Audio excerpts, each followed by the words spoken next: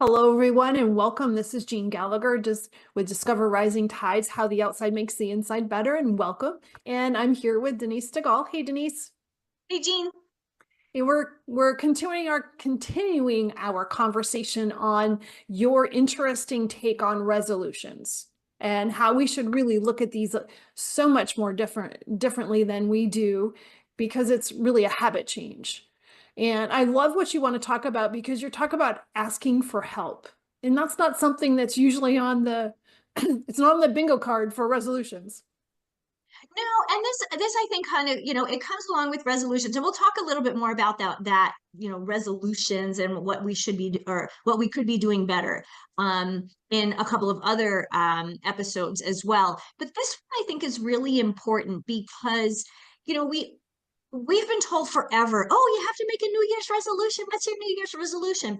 This year I said, I'm done with these resolutions. They don't work for tons of reasons. So I decided, let's pick a theme. So we've been talking about what that theme is, right? My theme for the year is impact.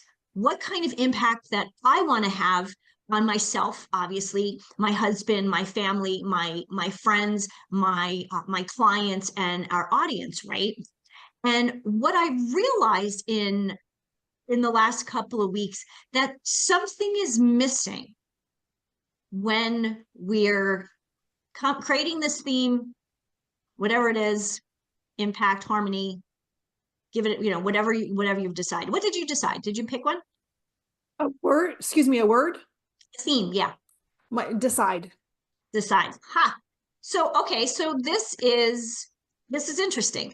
So what I find is we've created these ideas now, this theme for the year, and it's ours. We've taken ownership of it, right? Mm-hmm. But can we achieve it the way we want to on our own? It's a good question. We It's a think we good question. should, because the ego takes over. Absolutely. We think we should. Ha, there's that word. Trying to remove that word out of my vocabulary. Because when we talk about, we should do this or I should do that, we kind of are pushing, it's kind of like getting pushed into doing something rather than like getting told to do something because it's something you want to do. Right. So when we do all these things by ourselves, one, it gets lonely. Two, you kind of lose momentum. And, three, you kind of all of a sudden go, wait, what did I start out to do anyway? And I'm doing this all by myself. Why am I doing that? So I have a client who, she's a friend actually. Sometimes I think I'm more her client than she is mine. But she used to own a fitness studio down in Florida. And when she first opened, she tried to manage everything herself. Now, she is in incredible shape. She loves this studio. And it was really what she always wanted to do. She did literally everything. She was teaching classes. She was marketing. She was cleaning the toilets, right? And eventually, the workload just was overwhelming. Mm-hmm. She wasn't having fun anymore. Right. So what do you do in that situation? Do you close up shop? No, of course not.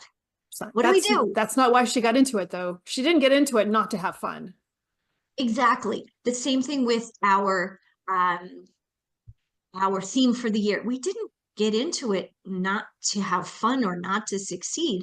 So what we realized when I was talking to my friend Lisa is she was always that she's always been kind of that driver, type A personality. I can do anything, and she basically can. Whatever she's tried, she's succeeded at. What she realized at this point was not was trying to do it on her own was failing. However, when she asked for help, she got an assistant. She got paid someone to clean the studio every night. All of a sudden, she enjoyed what she was doing because She was back to herself. She wasn't the jack of all trades. She was the amazing fitness pro that she had set out to be. So, why do you think we as women, especially at this stage in our lives, um, the midlife stage, why do you think we do this? Like we feel we need to do this and we need to do it on our own. I like to think that that was a rhetorical question. Yes. because I don't know that I have an answer, but I feel like I'm falling into this pattern, so I'm uncomfortable answering the question. But it gets to a point when we get to be of a certain age that we just like, well, it's just easier if I do it.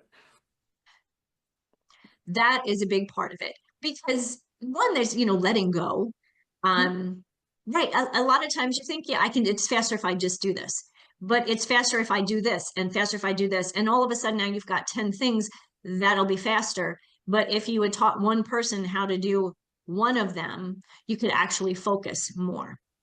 So when we ask for help, whether it's, you know, asking our BFF to support us, be an accountability partner, if we hire an assistant, oh, God forbid, right?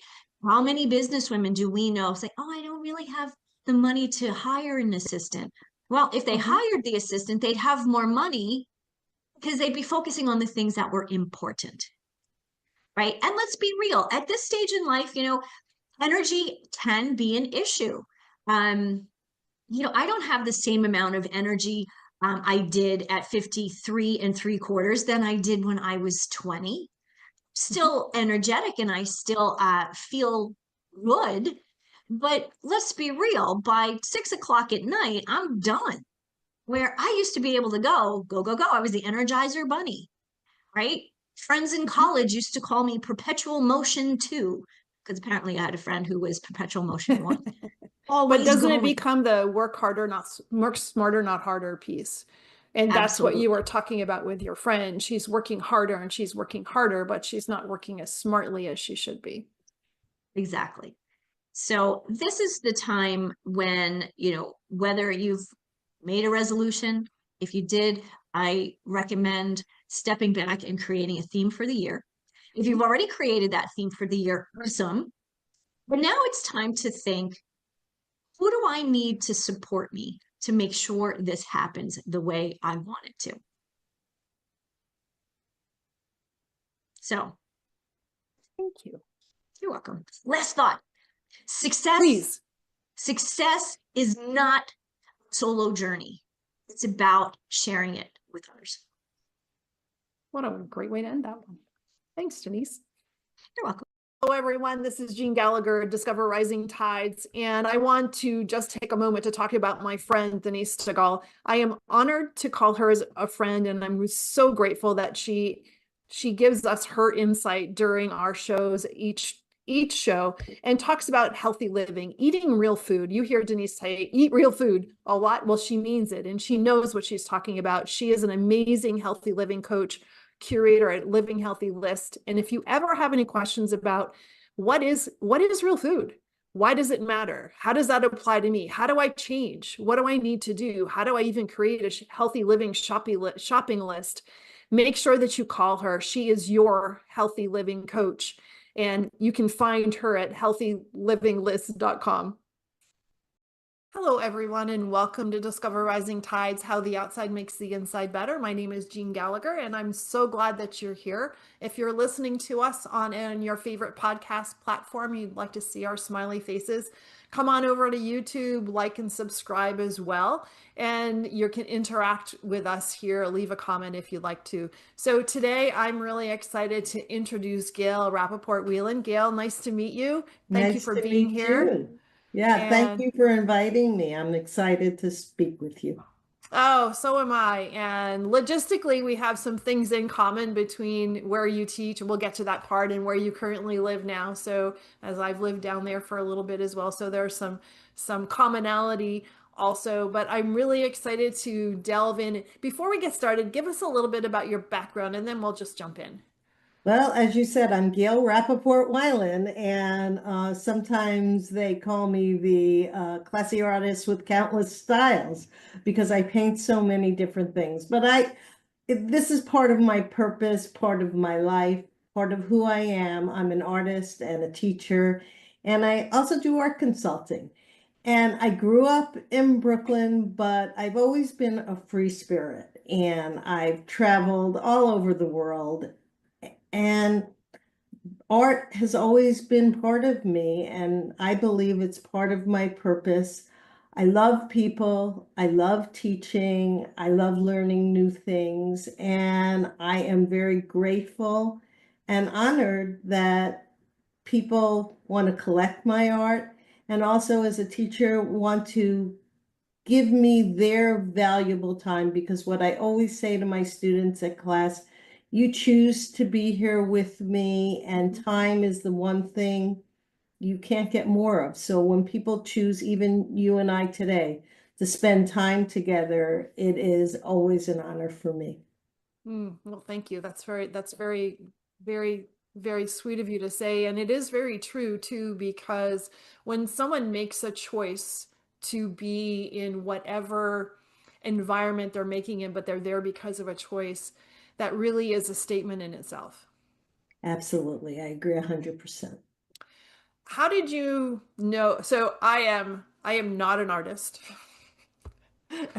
So I'm putting that out there. So if I ask you questions and you go, well, that is really true, you do have no idea. How did you know that you had this talent in you? I don't necessarily think it's a knowing. I Hmm. mean, I have a picture of me probably at my fourth birthday with a paintbrush in my hand. So, maybe that said something. But I will be very honest. Like in college, I have a degree in recreation, but in that degree, I took art classes and drawing classes, et cetera, et cetera. And a good friend of mine that I went to college with, that, no need to mention her name, she could draw me out of a paper bag. Let's put it this way. I mean, she was innately skilled, I believe. And I'm not saying I don't have some innate skill, but I have worked very, very hard going many, many moons ago to workshops all over the country when I was in my 20s, because I had a thirst for this artistic knowledge. Hmm. And she became a reading teacher, and again, now in later life, doing art again. But I put the time and the effort in. And so I believe as a teacher that when you say you're not an artist, we all have that within. It's just if you choose to take that gift that we all have and put the work in. Some people are very good at math. They decide to be an accountant, or they decide to do something else mathematical. And so I think it's your choice of putting the work in for anything that you do. It's true. It's very true. And in our conversations prior, you said that, if I showed up at a class, you could actually teach me to paint. So I'm really intrigued with that too. So Yes, that I just might can. happen. We'll get to the classes part, but that just might happen. In one thing that I would assume, right? So everybody in any of their experiences, whether it's a career or a family or whatever, you watch yourself evolve as we all change. But the record of your evolving is can be right in front of you, watching your paintings change over time. That must be really interesting to see, to be able to look back and see where you are not necessarily judging the quality of the work, but the style of the work has changed and evolved and maybe matured over time. Would that be right? Yeah, I think that's an accurate assessment. I believe that painting is part of my soul. And I Mm. feel that my paintbrush is an extension of my soul, or my pencil, or my, whatever tool of the trade that I'm using. Hmm. And I do believe your soul is here for a purpose. Mm. And I paint, often, galleries, let's say, want you to have, you know, 20 paintings that essentially look alike because they want you to have a series. They want you to be the same. And those galleries don't fit my needs. because I paint what I feel. I don't paint like, oh, I'm going to paint this because I know it's going to sell. You don't know what's going to sell. Do you know? I paint my feelings. I paint my inner soul. I paint my emotions. And if somebody else connects with that, I think it's absolutely wonderful. And I believe every painting I paint is painted for someone, as silly as that might sound. And sometimes I'll have a painting for years, or sometimes the minute I paint it, because I think it has different energy, it really connects to people. So yes, I change, but I also, because I teach like birch trees, the joke is I can paint those with my eyes closed.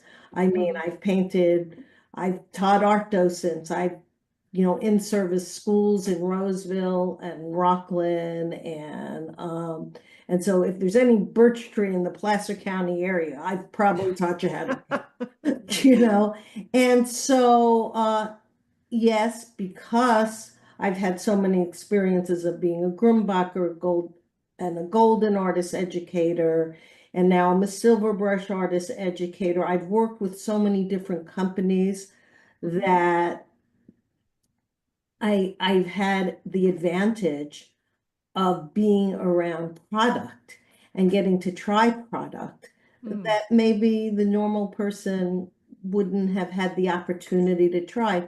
So my paintings change because of that reason also.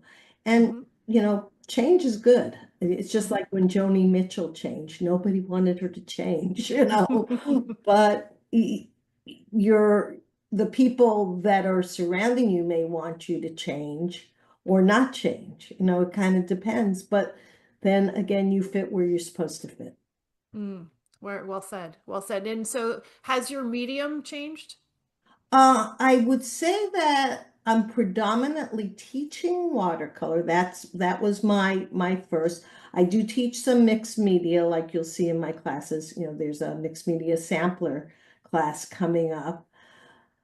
And so now painting for myself, I generally do more acrylic mixed media, but I would say that I'm teaching more watercolor. Because it's interesting. It seems like people want to learn more watercolor, but people want to purchase more acrylic mixed media, I find. Why, do you any idea why that is? In past history, watercolors were actually something that major artists used more as a sketch tool rather than something they were selling. If you notice in museums, it's mostly oils. I used to love watercolor for the transparency. But now I really enjoy the richness of acrylic. And I also enjoy acrylic because you don't have to deal with waiting like an eternity for it to dry. Because I like immediate, what's that word? Immediate gratification. Thank you. That's the word I'm looking for. My mind went blank. And has your subject matter changed at all over time? Or have you found that you were focusing more in one type of a subject matter, and how is there a correlation between the subject matter and where you are in life? Well, this does, segue into me painting angels. Let's talk Angels about that. always showed up in my work. And if I could stand, Sure. let me grab something. So this piece, okay, this is not clearly an angel. It's called My Body and Soul, but you see the kind of gargoyle thing in there? I didn't paint that. That showed up, and I didn't paint it out. And then this piece, and I'm just walking around here. You're fine. Now, the angels started showing up, and I said, okay, I'll paint you. And so I helped, and this is the colors Fred doesn't like. But I said, okay, I'll paint you. And so they've always shown up in my paintings, and I have to be honest, I kind of ignored them. It was like, okay, just whatever. If you're in the painting and somebody sees it, that's fine. Just kind of leave me alone. And then finally there was something in me, and I don't know what you believe or what you don't believe, and it doesn't matter what religion you are or if you're not. I just felt like at all hours of the night, I just had to paint angels. I mean, I just had to. And I believe part of it, because I have some crazy angel stories, that these angels or whatever these beings choose to be in my paintings, they connect me, like with you, of who I'm supposed to be connected with. And I sell them, of course, but I also, when I feel the need, I give them to a person that shows up in my life for some odd, strange reason that needs an angel. And then, those people I choose to gift it to. And that's fantastic. so I believe, again, part of purpose, that I was following my heart Mm. when this was happening. I could have said no, but I am curious enough and open enough. And I have to be honest, I have to be hit over the head quite a few times. It's like, okay, I need a direct sign. I need it very clear, no. And so, yeah, so then I guess that's when I started to believe that this is part of what I'm supposed to be doing. Can you share one of your angel stories? Sure. Okay. And I won't use names, but Okay. there's a speech therapist, and this is someone I don't know, it was off of social media, and in her office, she collected my angels. And again, she paid me for them, so it wasn't like, she was giving me some story because she wanted free angels. Right. And so she worked with autistic young people, and this little, apparently preschool young man, uh, nonverbal, would come to her office, and they would have their session. And one day she got in touch with me and said, Gail, I have to tell you this. And I said, okay. She said, little boy, let's just call him Charlie. Charlie came with his father in hand and went to the angel wall. And he started clearly explaining those angels to his father. Wow. And then she said, And he was nonverbal. he was nonverbal.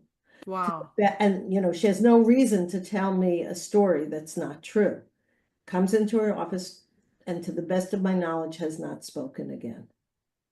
Wow. And so, I mean, that personally blew my mind. And because of HIPAA laws, I couldn't know who this person is, but I asked, could I paint him, in angel? And she gave it to him. And, and I don't know what happened past that, but, and I'm going to try to make the rest of the story short, long, like short, but not long, because it goes on. Then myself and somebody else, I don't want to give too many details. This woman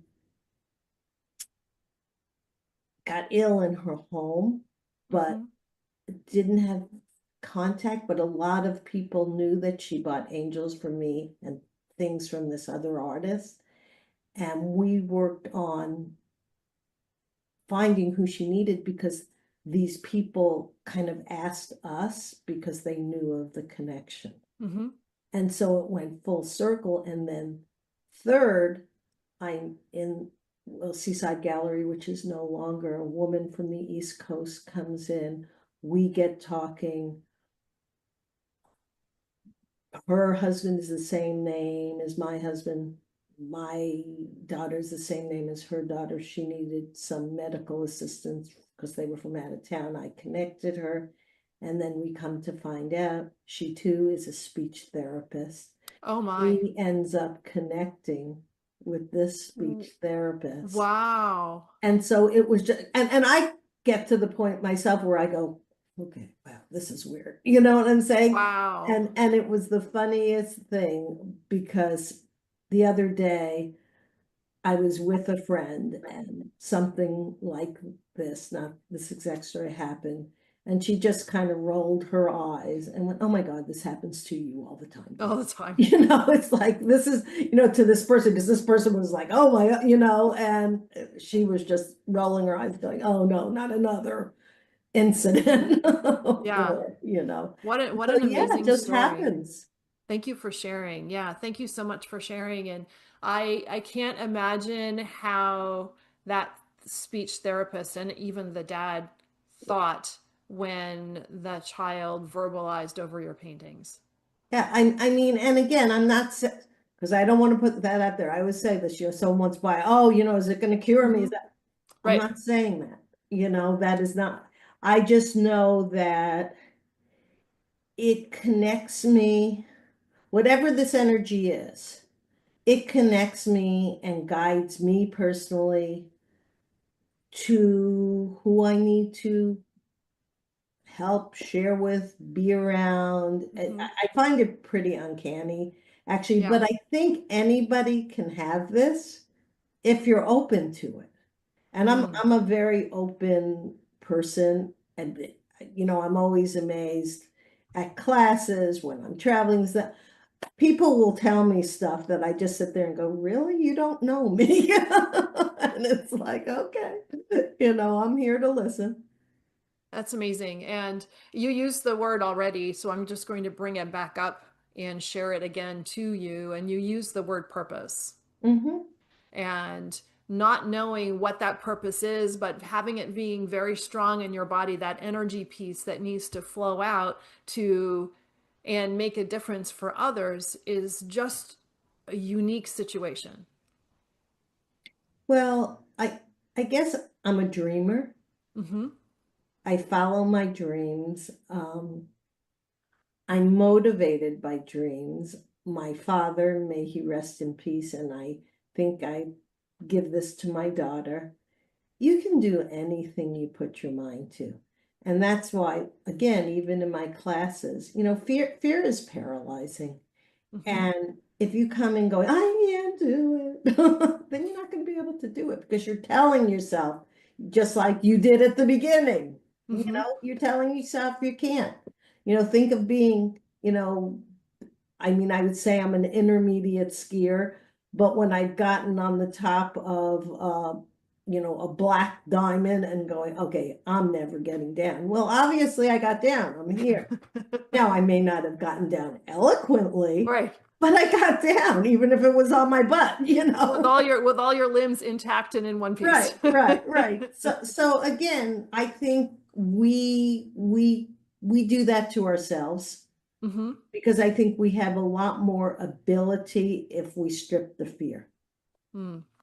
That's interesting. Yeah, that's a great statement. And so as you're feeling drawn to paint I think the angels piece is just really fascinating because it's coming from inside an internal piece or something inside of you that feels like it needs to get out. Mhm. And is it possible to describe what is it like when you are painting an angel and you feel this really need to paint? Do you know what it's going to look like? You don't. I didn't think so. Yeah, And what's that process like as you're painting? And then what does it feel like when you're looking at the finished product?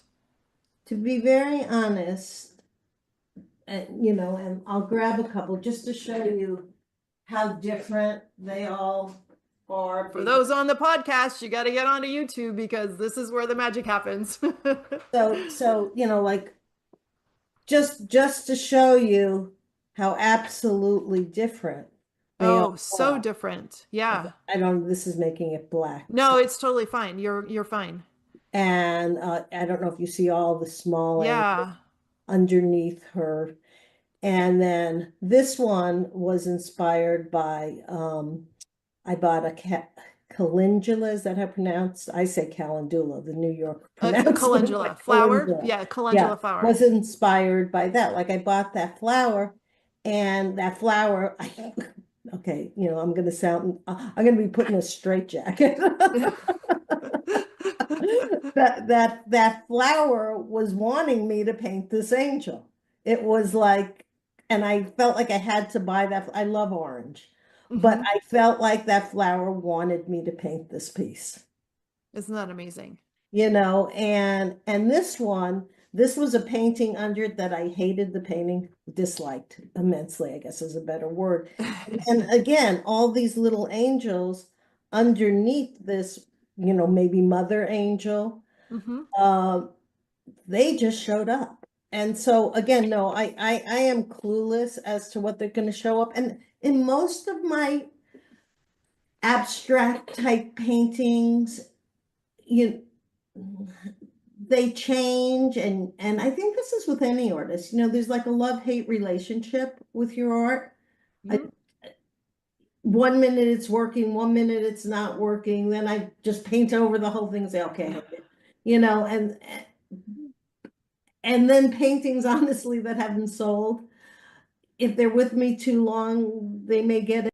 Well, hello, everyone. You'll notice that there was a little technical difficulty and we dropped off mid-sentence. So we're just going to jump back in there. So thanks very much for your patience. But Gail, we were talking about your angel painting and painting them and not knowing where they were going to go. And you had just shared some different angel paintings that you had done and how different they are, and the calendula painting and how it called to you. The flower said, paint me as an angel. And I think it's fascinating that there's this internal communication that has to escape you onto your medium and come out as an angel. And what does it, when you're done and you mentioned too that you're painting and it's not right and you've painted all over and started again, but once you're at that finished product, are you surprised? Um, Maybe sometimes, and then there's even things, because I mean, in my studio alone right now, I probably have 150 paintings. Hmm. And am I surprised? There are paintings that I go back to because people say, "Oh, teach this class again," and I'm not a robot, and I'm also very transparent, and it's like I don't remember how I did it. Uh-huh. I'm not sure where I would begin. Like, and I'm not saying, like I said, birch trees I can paint with my eyes closed, but there are certain pieces, it's like, again, even in class, I'm painting from here, Hmm. unless That it's, inspiration piece. yes, unless it's a certain class that is a very step by step, Hmm.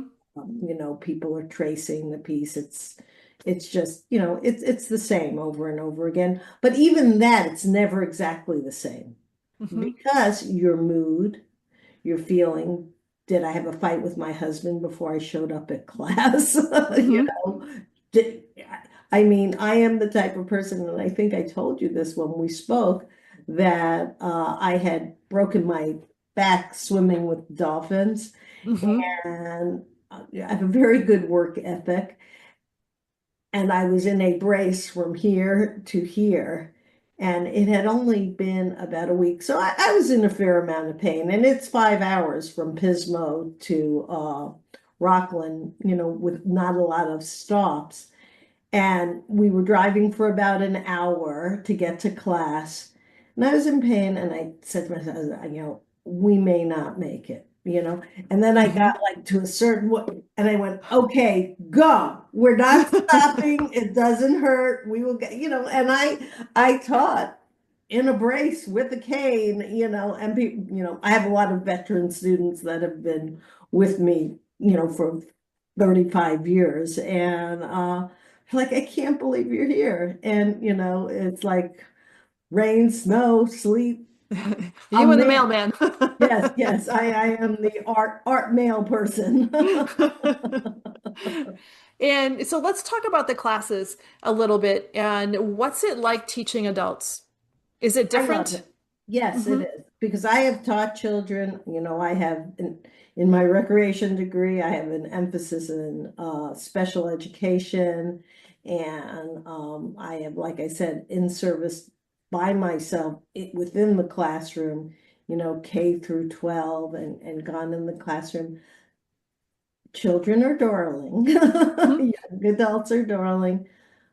Adults want to be there. Mm. They're there by choice. They don't have to be there. And I honestly prefer not dealing with discipline. Mhm. It's just not fun to me. And so if I have my druthers and my choice, which I do have, I prefer teaching adults. Is it, do you notice, I'm just assuming, or maybe I'm hoping that this would happen if I took your class.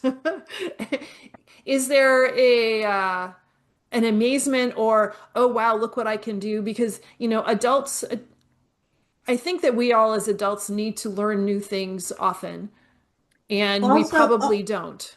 well, also what I find, honestly, yes, after class, people are very pleased, but adults are also, unlike children, who have much more of a curiosity, I believe, and Mm, aren't as hard on themselves. right. Whereas adults are extremely hard on themselves. And I've had actually counselors have people come to my class because I try to lift that.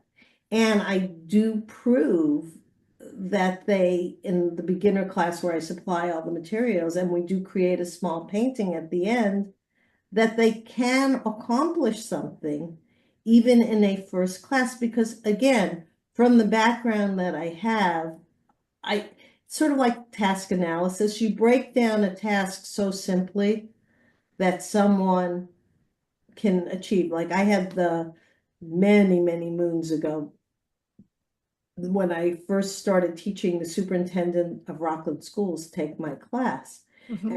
And he came up to me and he was like, I've never seen anyone, and I'm not gloating, I'm just Right now. reporting.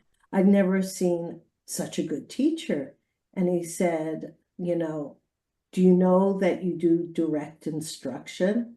And I'm sitting there going, no, what's that? So again, I think some people can teach intuitively, and I Mhm. am one of those. Just because you can ski well, just because you can paint well, just because you have expertise in a school doesn't mean you can teach. I think Mhm. teaching is a gift. I think not everybody has that gift. Mhm. And I think that gift is very difficult to learn. Yes. Yes. Well, it has to be nurtured. Mhm. But there's that, then again, I would also think too, we're talking about your paintings and the inspiration that comes in order to, to get things onto paper, if you will, or canvas, that intuition of teaching, there's an intuition piece there that happens as well, because I would think that even though the content is similar from a beginner class to a beginner class, how you go about that has to change a little bit with the dynamics of the classroom. Oh, absolutely. It's just like it's called differentiation. Hmm. You and especially 'cause a beginner class, sometimes I'll have 28 people.